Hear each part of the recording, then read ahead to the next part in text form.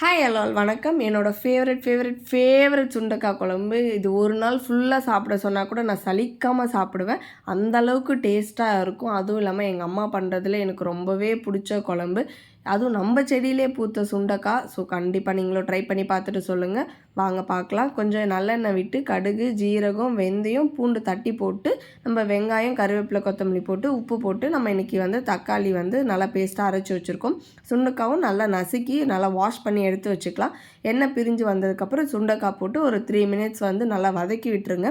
வதங்கின உடனே நம்ம கொஞ்சம் மஞ்சத்தூள், வீட்டில் அரைச்ச குழம்பு மிளகாய் தூள் போட்டுட்டு அப்புறம் கொஞ்சோண்டு புளி தண்ணி ஊற்றி தேவையான அளவுக்கு தண்ணி ஊற்றி நம்ம நல்லா கொதிக்க விட போகிறோம். ஸோ உப்பு காரம்லாம் பார்த்துக்கோங்க. எண்ணெய் பிரிஞ்சு வர ஆரம்பிக்கும்.